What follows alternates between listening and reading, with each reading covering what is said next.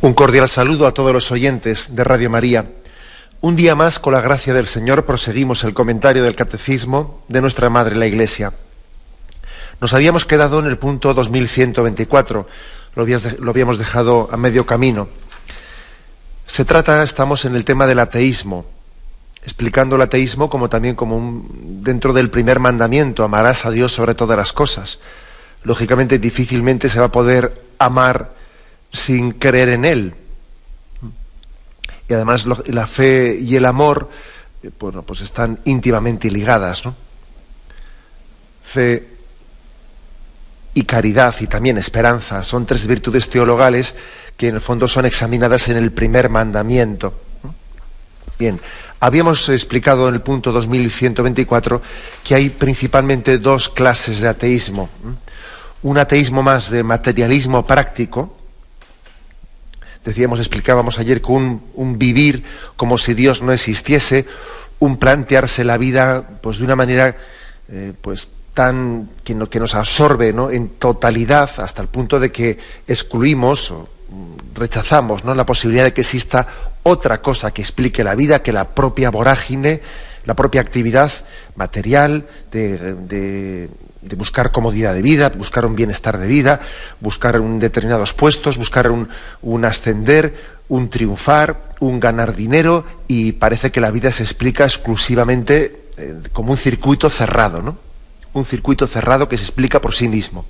Ese es el materialismo práctico, ¿no? El ateísmo práctico. Decía ayer, puse el ejemplo de que es parecido a unos peces que están metidos en el agua y están tan rodeados, ¿no?, de ese materialismo, que ni se hacen la pregunta si encima del agua hay otra cosa y está el aire, ¿no? No, pero claro, ellos ni se lo cuestionan, están metidos en el agua. No son como otros peces que saltan, ¿no?, saltan fuera del agua, ¿no? Quien está imbuido del materialismo práctico es que ni se lo plantea, vamos, ¿no? Pero también, y esto es lo que habíamos dejado sin explicar, existe otro tipo de ateísmo, ¿no?, que aquí podríamos llamar que es un ateísmo más teórico, más fundado en una ideología. Este primero, más que fundado en una ideología, es un materialismo que se impone por la vía de los hechos consumados, ¿no?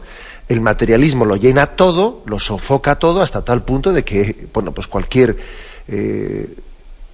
cosa, por ejemplo, esa creencia en Dios, ¿no?, no tiene lugar, no cabe porque el materialismo lo llena todo. Bien, pero sí que hay otro tipo de ateísmo, ¿no?, un ateísmo más ideológico, ¿no?, que aquí se le denomina con el término de ateísmo contemporáneo. Principalmente se refieren al ateísmo marxista. Bien, vamos a intentar explicarlo. Dice así lo que habíamos quedado sin explicar: otra forma de ateísmo contemporáneo espera la liberación del hombre de una... Otra forma del ateísmo contemporáneo espera la liberación del hombre de una liberación económica y social, para la que la religión, por su propia naturaleza, constituiría un obstáculo. Porque al orientar la esperanza del hombre hacia una vida futura, ilusoria, lo apartaría de la construcción de la ciudad terrena. Es la teoría marxista. La teoría marxista, que viene a decir que la religión es el opio del pueblo y que hay una estructura económica que está oprimiendo, ¿no?, a las clases sociales más bajas, y que esa estructura económica de opresión se está sirviendo de las ideas religiosas, se sirve de ellas, las inventa una religión para que así de alguna manera esté como consagrando una situación de opresión y de injusticia. Es importante explicar un poco esto, porque hoy en día tenemos ya generaciones, y existen generaciones que viven en este posmarxismo, o sea, que ya el marxismo pasó, en el sentido de que cayó el muro de Berlín, etcétera, pero no se dan cuenta de que sin entender el marxismo no se entiende el laicismo militante de nuestros días, porque en el fondo sí, cayó el comunismo, cayó el muro de Berlín y cayeron aquellas teorías, pero ojo, cayeron las teorías comunistas por lo que respecta a la economía. Y los comunistas y los socialistas de aquel momento, bien, ya no afirman lo que antes afirmaban antes de caer el muro de Berlín, ¿no? Ahora se han vuelto totalmente capitalistas y están metidos en esta sociedad de mercado, pues como un capitalista más. Y en ese sentido no hay ninguna diferencia entre el modelo de economía de una persona que ha sido marxista y uno que es capitalista. Nada, no hay ninguna diferencia en materias económicas, pero sí que subsisten, por supuesto, ¿no? Subsisten otro tipo de ideas que han quedado, ¿no? Y que de hecho se están hoy en día pues disfrazando, pues no se presentan como ideas marxistas, pero son ideas laicistas, ideas de ideología de género, etcétera, que son como la continuación, son las coletillas que llegan a nuestros días, ¿no? De ese posmarxismo. Por lo tanto, es importante también a las generaciones actuales explicarles esto. Es que sin esto no entienden muchas cosas, no se entienden muchas cosas que están ocurriendo hoy en día en España. Por ejemplo, pues no hace mucho celebrábamos las beatificaciones de aquellos 498, creo que eran mártires, ¿no? Y bueno, pues todos sabemos que mártires son aquellos que fueron asesinados por el odio a la fe, y que murieron testimoniando su fe en Cristo, ¿no? Ellos no lucharon en ningún frente ni tomaron parte de ninguna contienda, ¿no? Ellos testimoniaron su amor incondicional hacia todos y de una forma muy especial hacia quienes les tenían por enemigos, ¿no? Pero en los días previos a esas beatificaciones yo existía la proyección de un vídeo sobre los mártires, además pues en nuestro seminario menor, y me acuerdo que uno de los chicos, después de ver el vídeo, me manifestó que le costaba entender cómo podía haber ocurrido aquello, ¿no? Cómo podían haberse desatado aquella violencia tan cruel, ¿no? O sea, hacia miles de sacerdotes, religiosos y seglares católicos, ¿no? Que no habían hecho otra cosa que rezar, atender a los pobres, a los niños y a los ancianos. O sea, como que el chico se sentía perplejo de que aquello hubiese ocurrido, le parecía una cosa increíble, ¿no? Bueno, pues ¿qué pasa? ¿Que se volvieron locos todos de repente para hacer aquello? ¿Eso cómo ocurrió? O sea, ¿qué pasa? O sea, ¿qué virus entró allí, ¿no? ¿Qué virus de violencia, ¿no? Bueno, entonces me di cuenta, escuchando a ese chico, claro, que pertenece a una generación que él no ha conocido, ¿no? Él no ha conocido la reivindicación marxista, sino que para él eso del marxismo es una cosa que estudia en una asignatura, en un libro. Me di cuenta que es que esto hay que explicarlo, porque de lo contrario, lógicamente la perplejidad de ese chico era totalmente normal, pero ¿eso cómo pudo ocurrir, no? Bueno. Cuando se carece de una visión histórica y filosófica necesarias para comprender el origen, por ejemplo, de la violencia antirreligiosa, pues claro, hay una carencia muy grande, ¿no? Y entonces, en concreto, ¿no? En el fondo de aquel baño de sangre sin precedentes en la historia de España, había una ideología determinada que se había inoculado a las masas, que era el marxismo. Y esa ideología se había inoculado a las masas. Y entonces, ¿cómo se explica eso? Porque es que hay ideologías que son como la gasolina.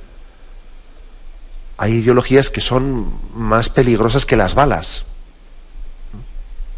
Es así. O sea, que es que Carlos Marx, que a esto se refiere aquí un poco el ateísmo contemporáneo, ¿no? Lógicamente, pues el catecismo no aumenta, ¿no?, a Carlos Marx, sino que se limita a hablar con ateísmo contemporáneo, pues lo pone bajo ese epígrafe, ¿no?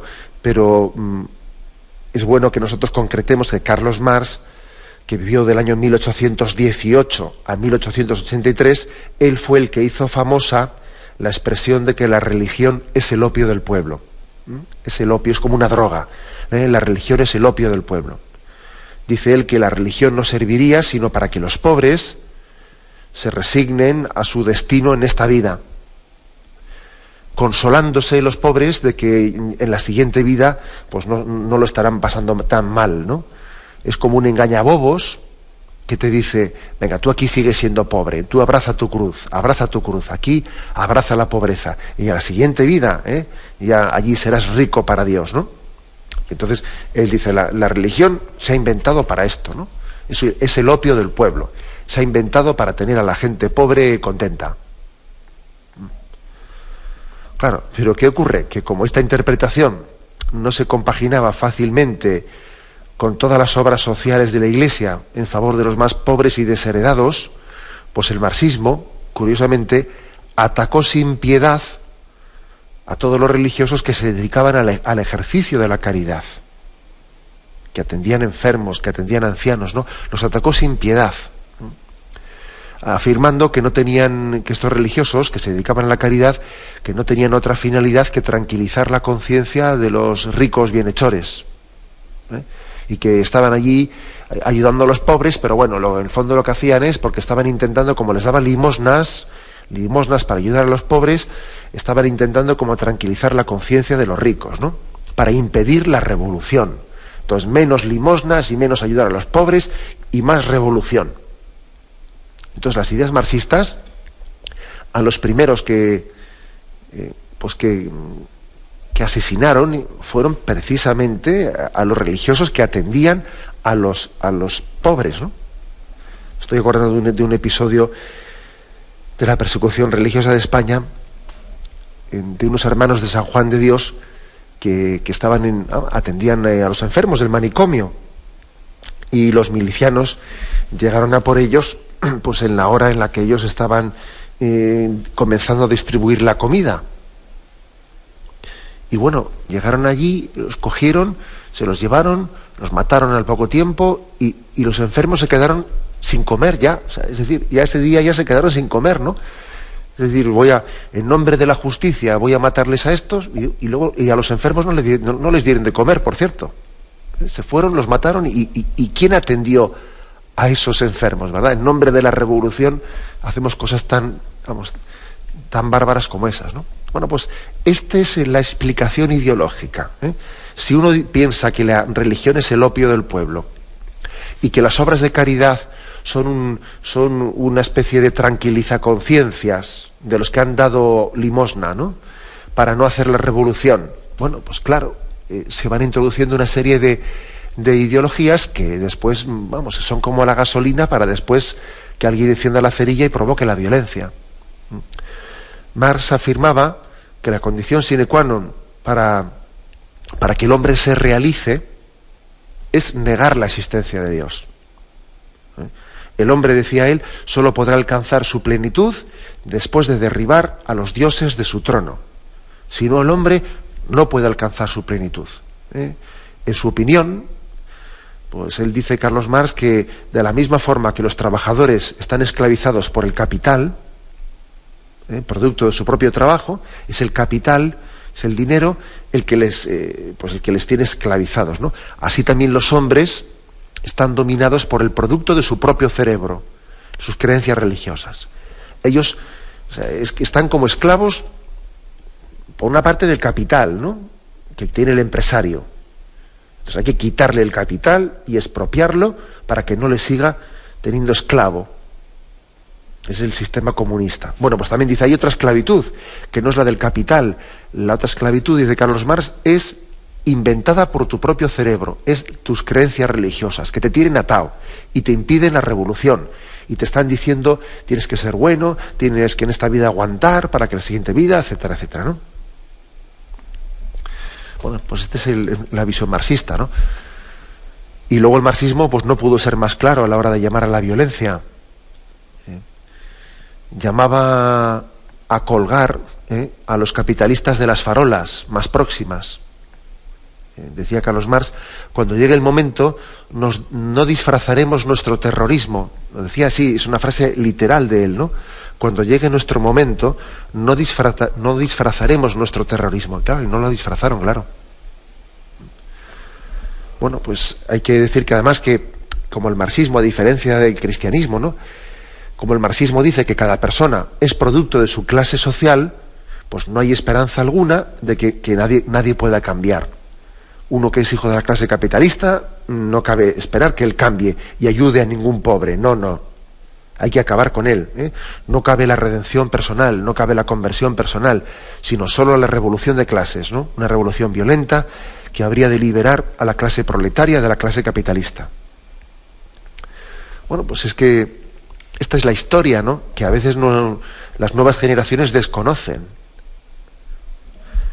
Y uno de los motivos que llevan al marxismo, ¿no?, a justificar plenamente la violencia es que no se reconoce la dignidad del individuo. El individuo forma parte de una clase social. Es de la clase social, de los pobres o de los ricos, ¿no?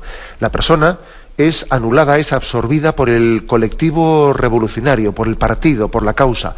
Lo que importa no es la persona, importa la causa, importa el partido.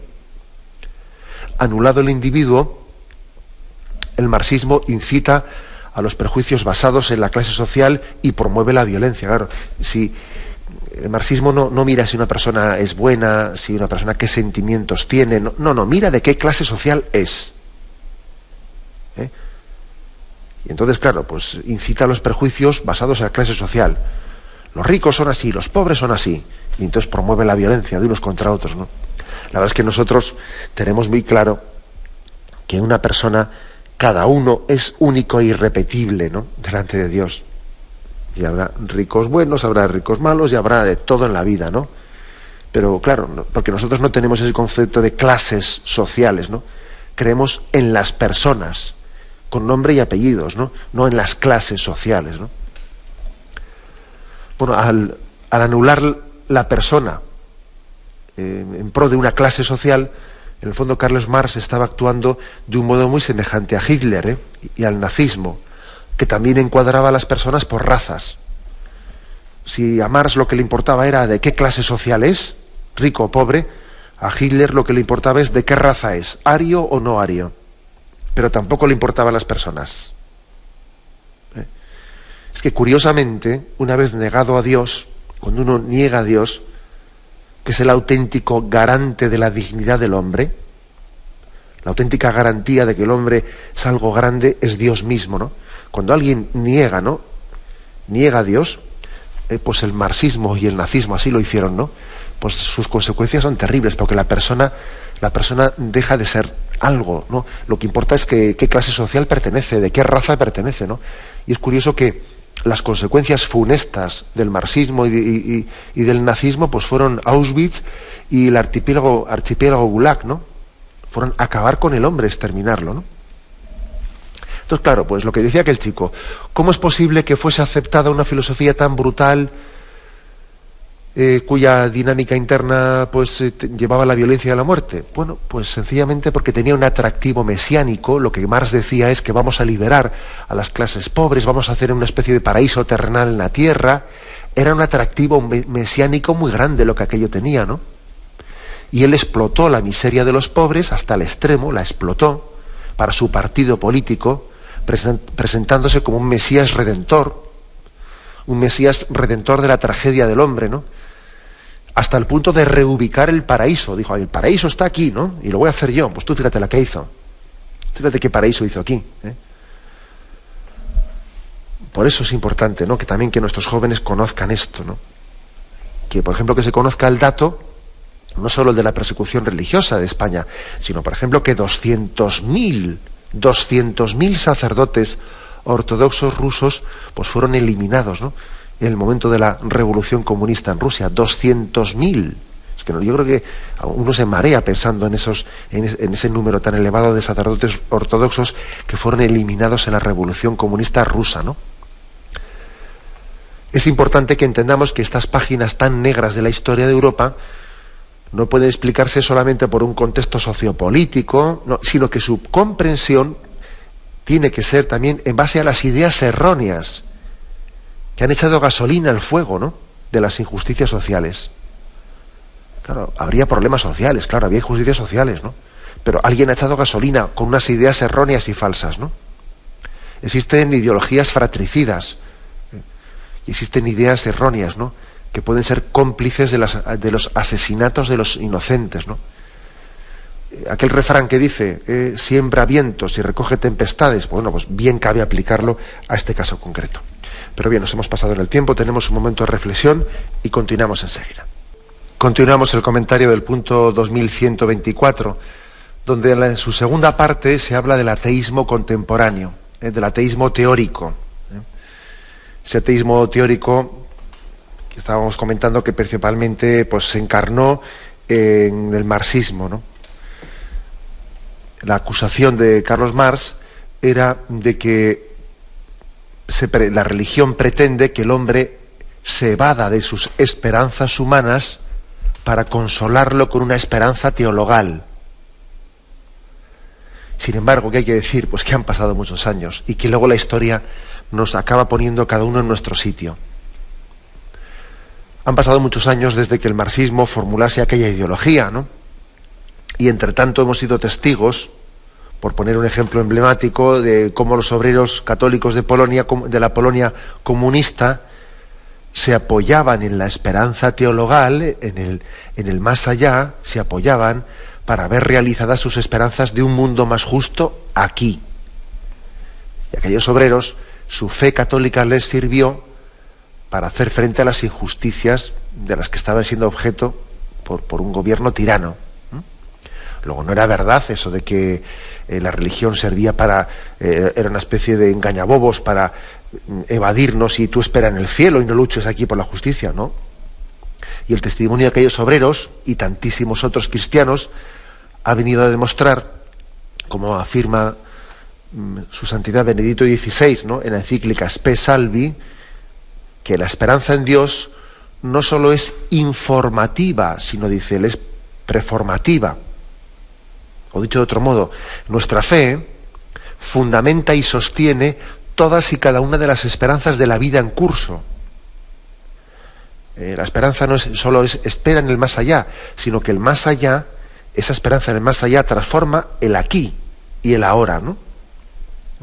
O sea que la experiencia cristiana ha superado la sospecha de una esperanza alienante, ¿no? El presente carece de futuro si el futuro no transforma el presente. El futuro transforma el presente. La esperanza de unos cielos nuevos y una tierra nueva nos llevan a construir el reino de Dios aquí y en el momento presente, ¿no?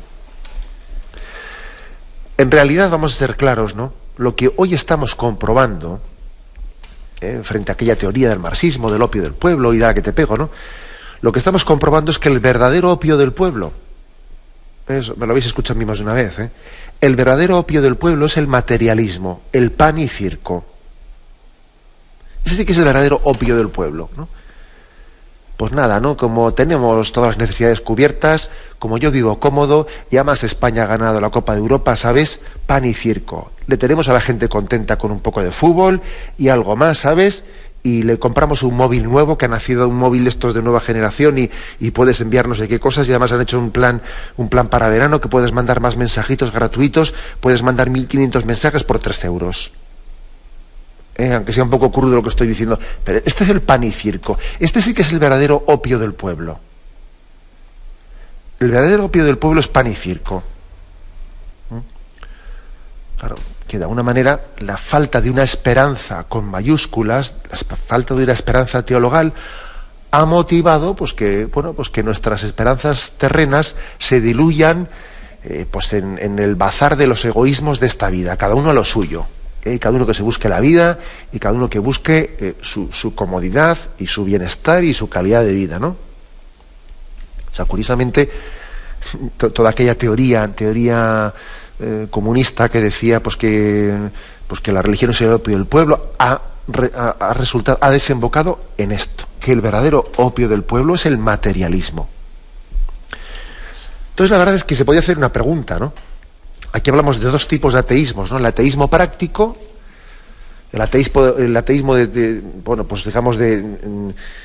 más materialista, más capitalista, el que vivimos aquí en esta cultura occidental, ¿no?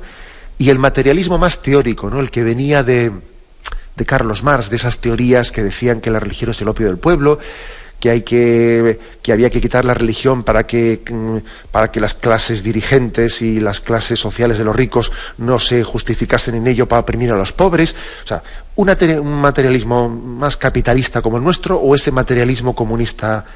¿Cuál de los 2 ateísmos, el práctico o el teórico, ha resultado ser peor? O digamos un enemigo más peligroso. ¿Cuál de los 2? Me acuerdo que no hace mucho tiempo, bueno sí, hace bastante tiempo ya, que aquí corre la vida y uno no se da cuenta, pero hace bastante tiempo leí un libro de una mujer llamada Tatiana Goricheva, Y ella, un libro muy curioso, muy pequeñito, un libro que decía "Creer en Dios resulta peligroso", se titulaba.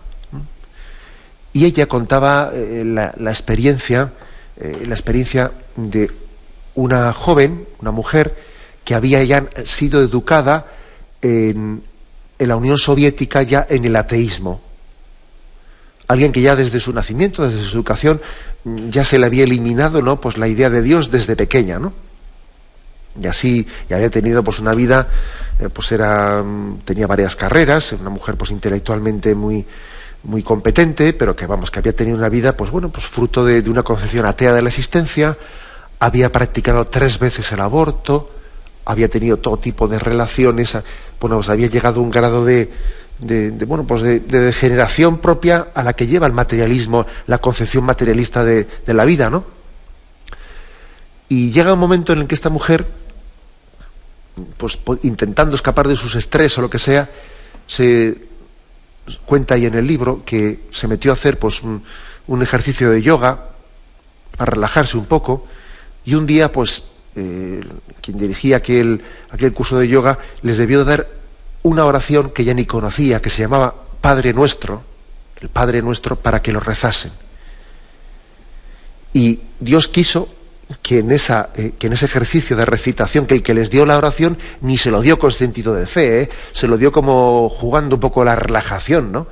Pero ella, al rezar el Padre Nuestro, descubrió la asistencia de Dios, ¿no? La descubrió plenamente. Bueno, ella dejó el yoga y dejó todo, pero porque había descubierto a Dios, ¿no?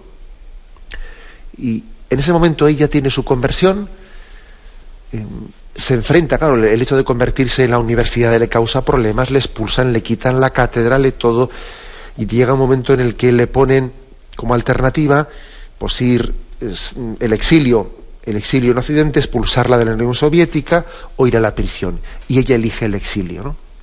Se va al exilio y cuenta en su libro que cuando el tren ya le expulsaba, ¿no?, había salido de la Unión Soviética, llega desde la Alemania del Este, le expulsan a la Alemania Occidental.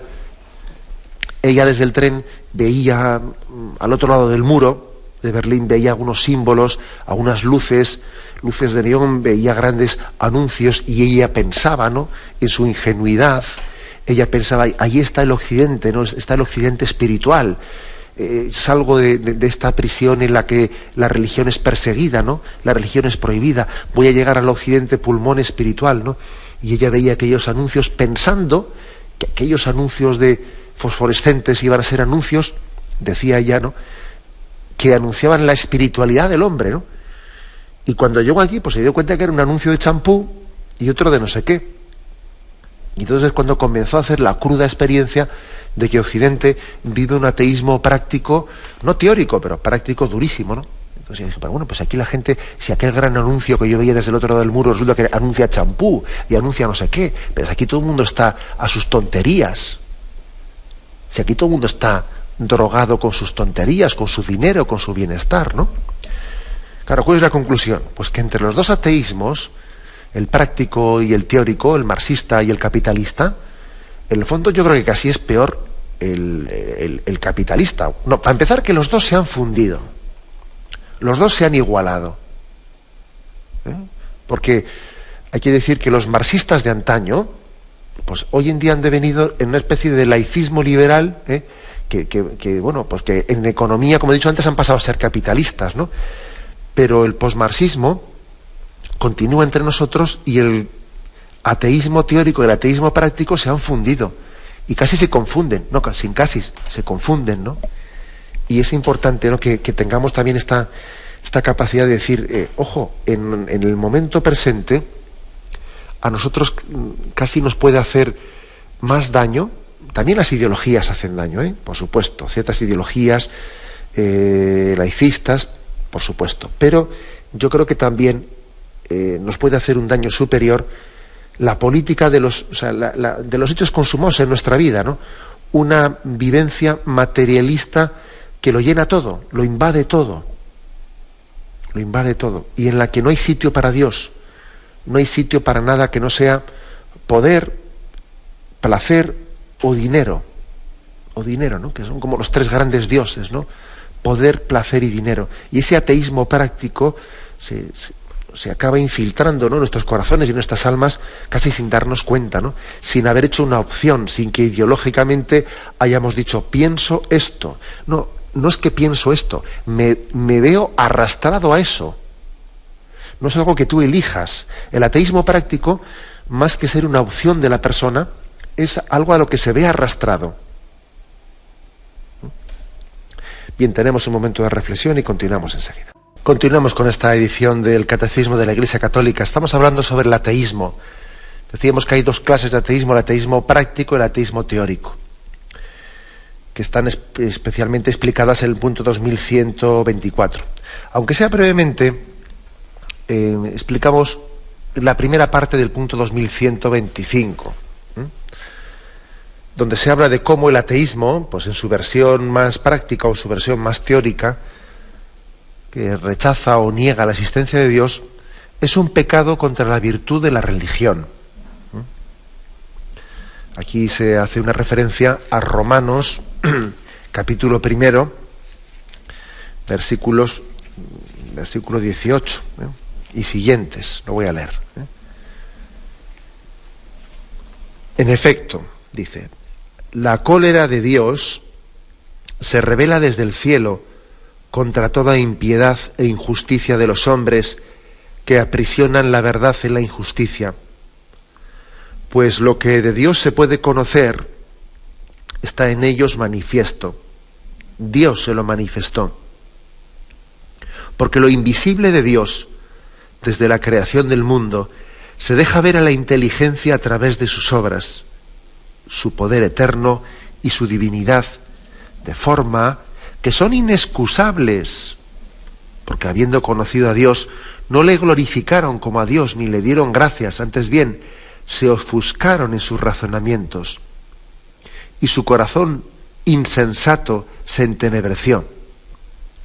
Jactándose de sabios, se volvieron estúpidos, y cambiaron la gloria de Dios incorruptible por una representación en forma de hombre corruptible, de aves, de cuadrúpedos, de reptiles. Por eso Dios los entregó a las apetencias de su corazón hasta una impureza tal que deshonraron entre sí sus cuerpos. A ellos, que cambiaron la verdad de Dios por la mentira y adoraron y sirvieron a la criatura en vez del Creador, que es bendito por los siglos. Bueno, está hablando aquí en este pasaje, está hablando San Pablo en la Epístola a los Romanos de la culpabilidad que tienen aquellos que no han utilizado bien su inteligencia, se refiere a los gentiles, en este caso no está hablando del pueblo de Israel, sino que está hablando de aquellos que debieran de haber utilizado bien su inteligencia para desde la naturaleza, desde las criaturas, conocer al Creador. Y han utilizado mal su inteligencia y se han construido falsos dioses y bueno, y fijaros bien que les está reprochando un ateísmo o una idolatría, una idolatría. Aquellos que son gentiles, ¿no? Y digo yo, ¿cuánto más se nos puede reprochar a nosotros? Porque bueno, a estos gentiles al fin y al cabo no les habían predicado el mensaje revelado, ¿no? Entonces lo que se les está reprochando pues es no que lo hayan rechazado, porque no se les ha predicado. Se les está reprochando de cómo han sido tan tontos o tan estúpidos, dice aquí, jactándose de sabios se volvieron estúpidos, dice. Pero ¿cómo han podido ser tan estúpidos de construirse falsos dioses, de construir ídolos en forma de hombre corruptible, de aves, de cuadrúpedos, de reptiles? ¿Cómo han podido ser tan necios, ¿no? ¿Cómo han podido torcer tanto su razón, ¿no? Bueno, entonces la verdad es que cuando uno escucha esto dice, pues la verdad, si estos tienen ese grado de culpabilidad, ¿cuál no tendremos nosotros, ¿no? Los que hemos conocido la imagen del Dios revelado, ¿no? Y se nos ha hablado de Jesucristo y se nos ha predicado a Jesucristo, ¿no? Y qué grado de responsabilidad es el rechazo, ¿no?, de Dios, de su existencia, de Jesucristo como el enviado de Dios. Vino a los suyos y los suyos no le conocieron, no le recibieron. Entonces, bueno, o sea, en principio, luego vais a ver aquí que el catecismo hace después algunas matizaciones importantes, ¿no?, que entraremos en ellas mañana.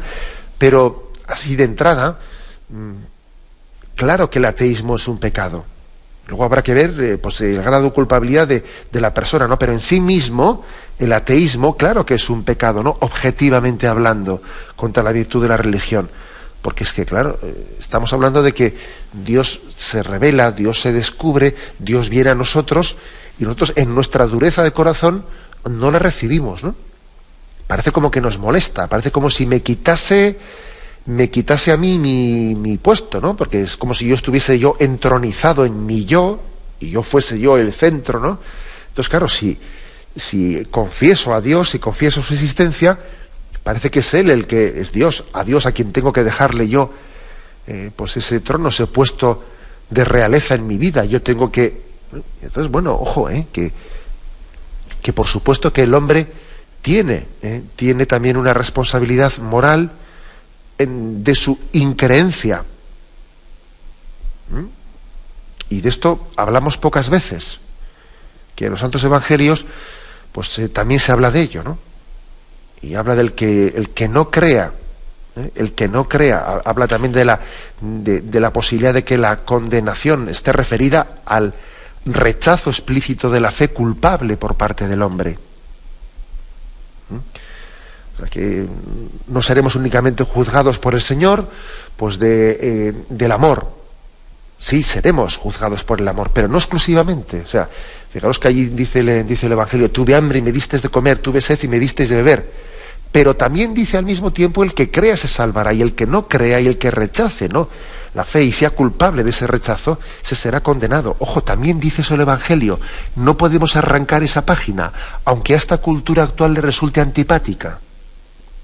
El Evangelio tenemos que aceptarlo en su integridad. Luego, no solo vamos a ser juzgados por Dios por la caridad, también por la fe.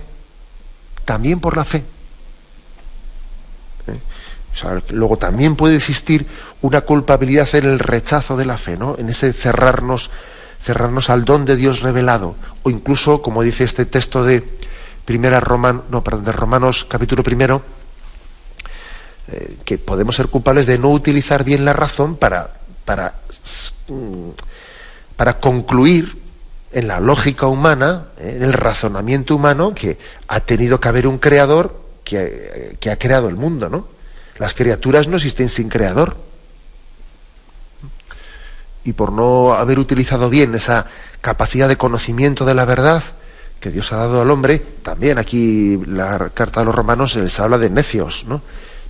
Luego, ojo, el hombre también es responsable de su acto de fe, de su acto de apertura ante Dios. Hay en el interior de la conciencia del hombre, en ese abrirse o cerrarse, ¿no?, ante Dios, hay una responsabilidad moral. Aunque luego, pues, lógicamente, habrá condicionantes, ¿no?, como luego aquí el catecismo afirma, pero yo creo que esto lo vamos a dejar para mañana, porque si nos metemos en el siguiente tema, vamos a quitar el tiempo a los oyentes y no queremos hacerlo. Mañana continuaremos, si Dios quiere, con este punto 2125 que hemos iniciado. Ahora vamos a dar paso a la intervención de los oyentes.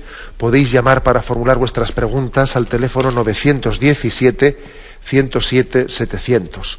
917-107-700.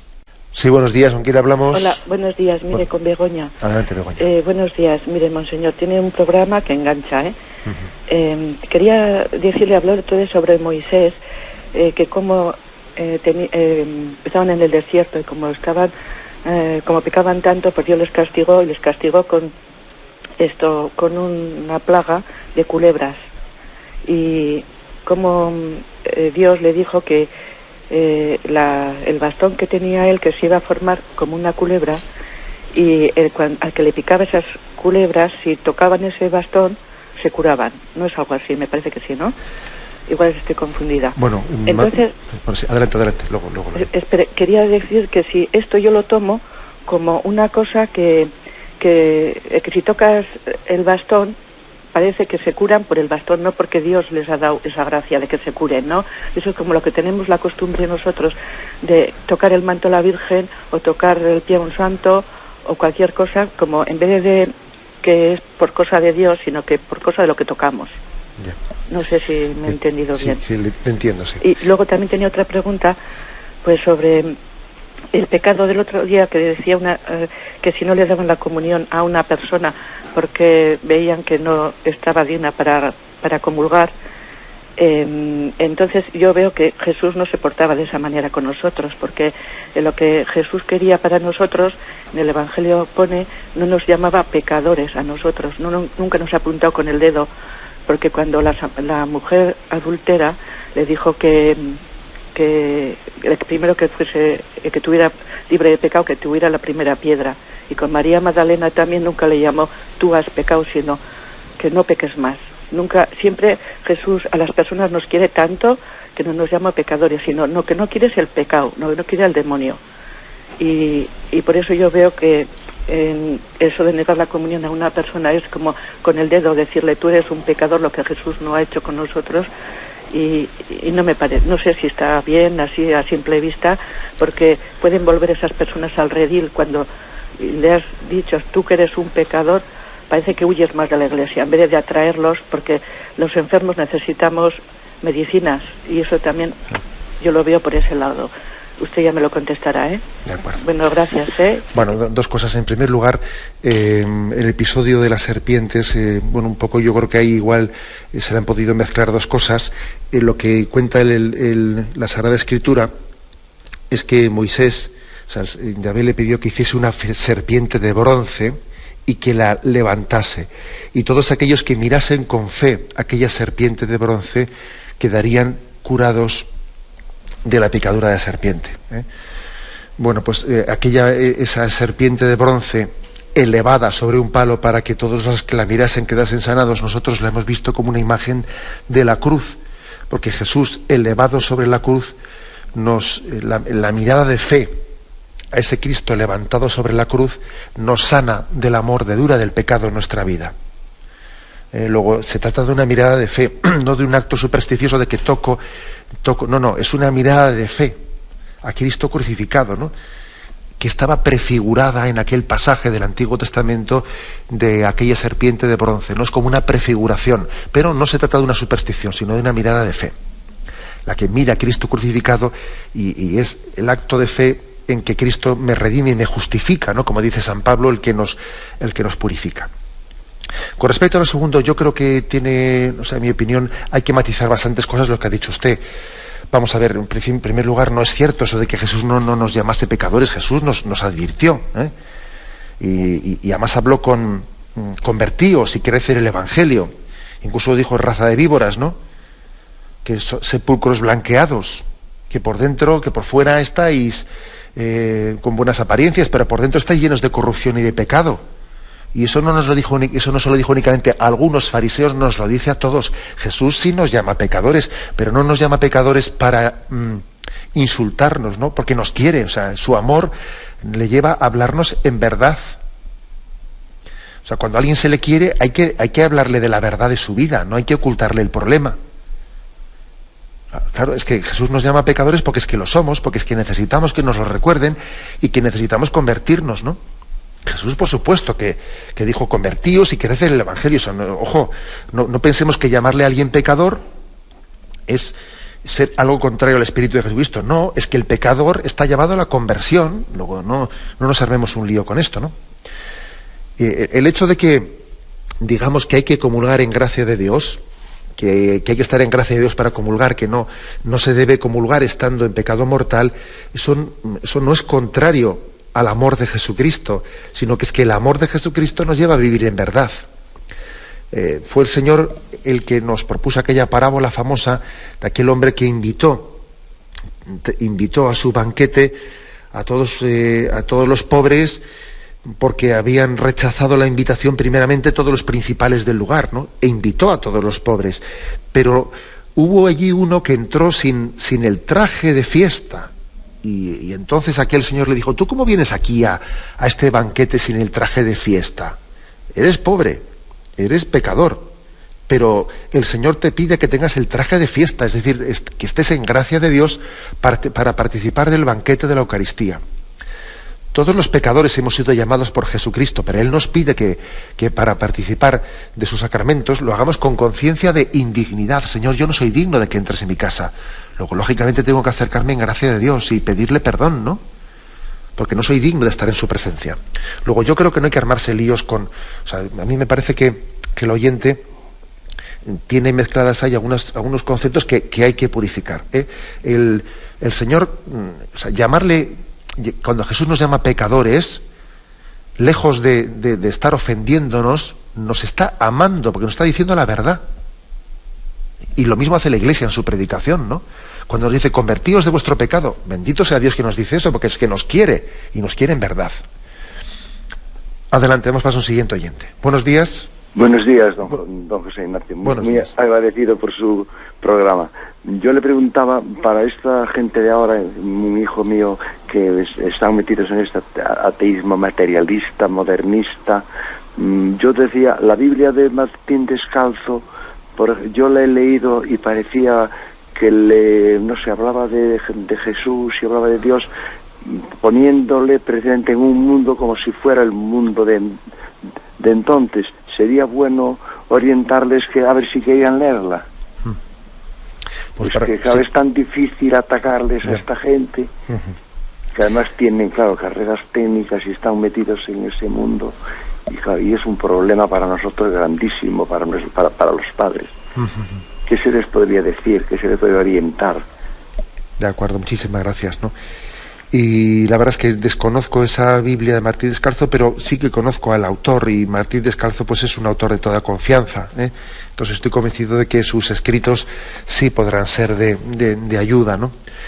Yo comprendo, ¿no?, que un padre sufra por la transmisión de la fe para sus hijos, no lo comprendo, y además es un signo del buen espíritu, que ese sufrimiento se produzca, y bendito sea Dios que usted sufra por eso, ¿no? En vez de, pues parecerle indiferente, sí, y creo que también a sus hijos usted les dará un testimonio cuando ellos se den cuenta que usted sufre, pero al mismo tiempo es paciente, ¿no? Es un sufrimiento que no es ansioso, sino que es un sufrimiento que es capaz de tener serenidad, pero no indiferencia.